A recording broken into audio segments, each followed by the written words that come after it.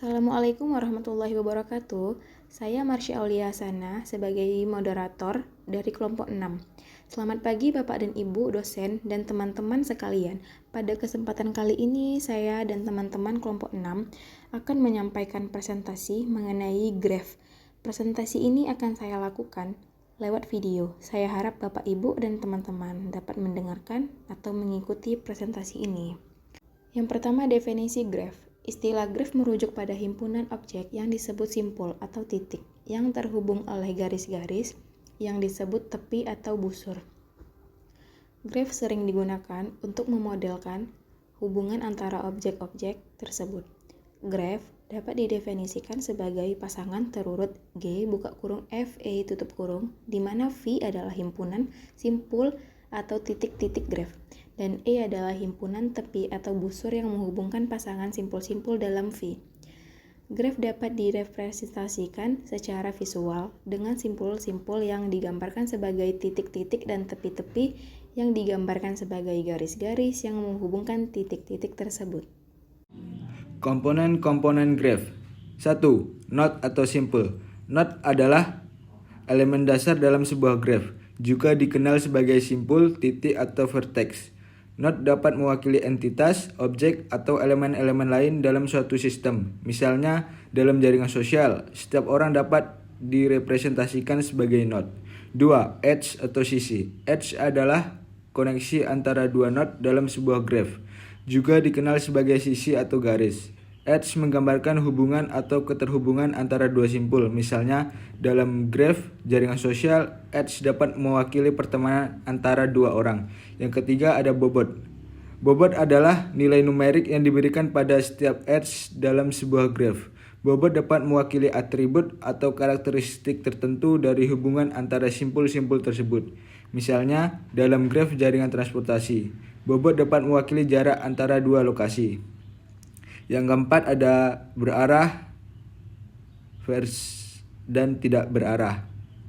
Graf dapat mewakili edge yang berarah atau tidak berarah. Dalam graf berarah, edge memiliki arahan yang menunjukkan aliran atau orientasi hubungan antara simpul-simpul. Dalam graf tidak berarah, edge tidak memiliki arah yang tetap, sehingga hubungan antara simpul-simpul dianggap saling simetris. Yang kelima ada grafik terhubung. Sebuah graf dikatakan terhubung jika ada jalur atau path yang menghubungkan setiap pasang simpul di dalamnya. Artinya, dari setiap simpul ada cara untuk mencapai semua simpul lainnya melalui serangkaian edge. 6. Grafik berbobot. Graf berbobot adalah graf memiliki bobot atau nilai numerik yang terkait dengan setiap edge. Bobot ini dapat menggambarkan jarak, biaya, kekuatan, atau atribut lain dari hubungan antara simpul-simpul. Yang ketujuh, grafik tidak berbobot. Graf tidak berbobot adalah graf yang tidak memiliki bobot atau nilai numerik yang terkait dengan edge. Setiap edge dianggap memiliki bobot yang sama atau tidak ada bobot. Yang ke-8 ada grafik siklik. Graf siklik adalah graf yang memiliki setidaknya satu siklus, yaitu serangkaian edge yang membentuk jalur kembali ke simpul awal. Sebaliknya, graf acyclic adalah graf yang tidak memiliki siklus. Yang ke-9, grafik berarah akrab.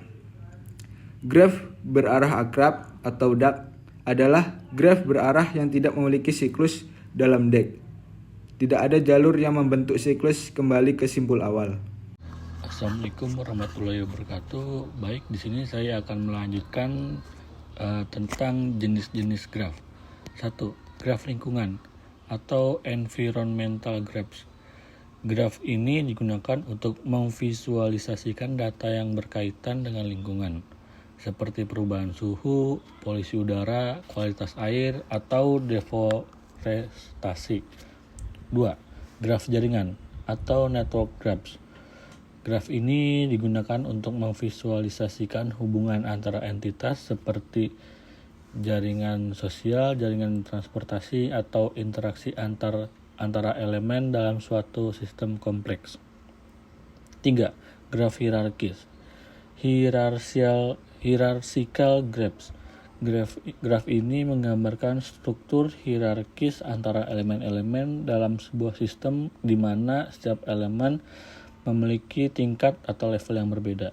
Contoh, pengguna graf ini adalah dalam organisasi perusahaan, struktur direktori file dalam komputer, atau klasifikasi taksonomi dalam biologi.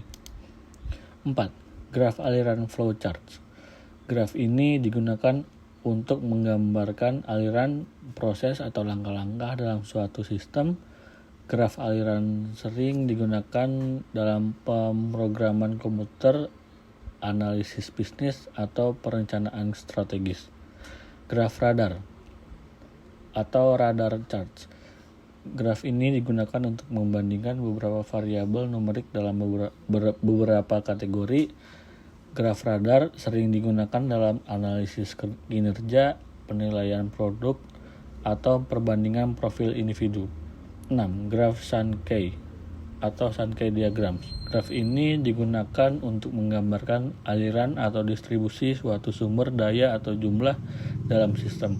Graf Sankey sering digunakan dalam ilmu lingkungan, manajemen energi, atau analisis arus lalu lintas.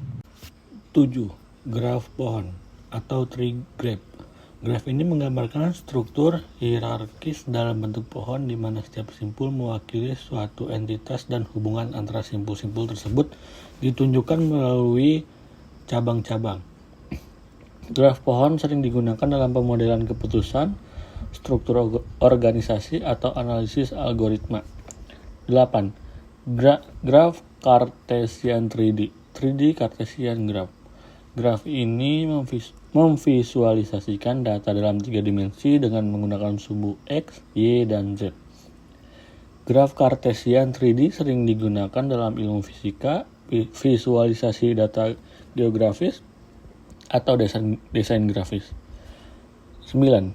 Graf heatmap atau heatmaps. Graf ini digunakan untuk memvisualisasikan data dalam bentuk matriks dengan menggambarkan intensitas nilai dalam skala warna. Heatmap ini sering digunakan dalam analisis data, bioinformatika, atau pengawasan kinerja. Assalamualaikum warahmatullahi wabarakatuh. Baik, di sini saya akan melanjutkan materi tentang operasi graf. Operasi graf adalah serangkaian tindakan yang dilakukan pada struktur data yang disebut graf.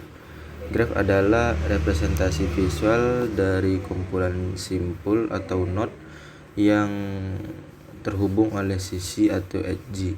Operasi graf melibatkan manipulasi simpul dan sisi dalam graf untuk mencapai tujuan tertentu. Berikut ini beberapa operasi graf umum. Yang pertama, penambahan simpul atau node addition, menambahkan simpul baru ke dalam graf. Kedua, penghapusan simpul atau node deletion, yaitu menghapus simpul tertentu dari graf beserta semua sisi yang terhubung dengannya. Yang ketiga, penambahan sisi atau edge addition, yaitu menambahkan sisi baru antara dua simpul yang ada dalam graf. Yang keempat, penghapusan sisi atau edge deletion, yaitu menghapus sisi yang menghubungkan dua simpul dalam graf. Yang kelima, pencarian jalur atau patch finding, yaitu mencari jalur antara dua simpul dalam graf. Beberapa algoritma yang umum digunakan untuk pencarian jalur adalah algoritma breadth first search atau BFS dan depth first search atau DFS. Yang keenam, traversal atau penjelajahan, yaitu melakukan penjelajahan pada semua simpul dalam graf. Dalam penjelajahan graf, setiap simpul dikunjungi tepat satu kali. Beberapa algoritma traversal yang umum adalah DFS, BFS, dan algoritma penjelajahan graf topological sort. Yang ketujuh, pengecekan keterhubungan atau connectivity checking, yaitu memeriksa apakah ada jalur yang menghubungkan dua simpul dalam graf. Algoritma yang umum digunakan untuk pengecekan keterhubungan adalah algoritma union find dan algoritma strongly connected component. Yang kedelapan, minimum spanning tree atau pohon rentang minimum. Mencari pohon rentang minimum dalam graf yaitu subgraf terhubung yang meliputi semua simpul dalam graf dengan jumlah sisi minimum. Algoritma yang umum digunakan untuk mencari pohon rentang minimum adalah algoritma Kruskal dan algoritma Prim.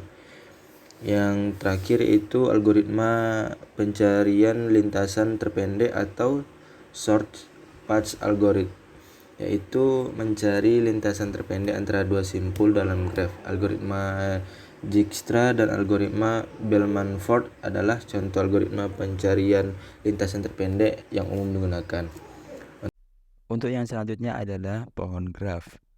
Definisi pohon graf sendiri adalah jenis struktur data graf yang terdiri dari himpunan simpul yang saling terhubung dengan tepat satu lintasan yang tidak membentuk siklus. Secara umum, pohon graf memiliki satu simpul yang ditunjuk sebagai simpul akar, dan setiap simpul lainnya terhubung dengan simpul di atasnya melalui tepat satu sisi. Simpul yang tidak memiliki simpul anak disebut simpul daun, sedangkan simpul yang memiliki simpul anak disebut simpul dalam. Pohon graf memiliki beberapa karakteristik khusus, yaitu yang pertama, tidak ada siklus. Tidak ada lintasan tertutup di antara simpul-simpul dalam pohon graf. Setiap simpul hanya dapat dijangkau melalui lintasan unik dari simpul akar. Yang kedua, yaitu satu lintasan. Setiap simpul dalam pohon graf dapat dihubungkan ke simpul lainnya dengan tepat satu lintasan. Tidak ada simpul yang tidak memiliki lebih dari satu jalur yang menghubungkan dengan simpul di atasnya. Untuk yang ketiga yaitu simpul akar. Pohon graf memiliki satu simpul yang ditunjuk sebagai simpul akar. Simpul ini menjadi simpul paling di atas dan tidak memiliki simpul induk. Yang keempat adalah simpul daun. Simpul daun adalah simpul yang tidak memiliki simpul anak. Mereka adalah simpul paling bawah dalam pohon graf. Pohon graf sering digunakan dalam berbagai aplikasi seperti struktur data, algoritma graf, komputasi teori graf, dan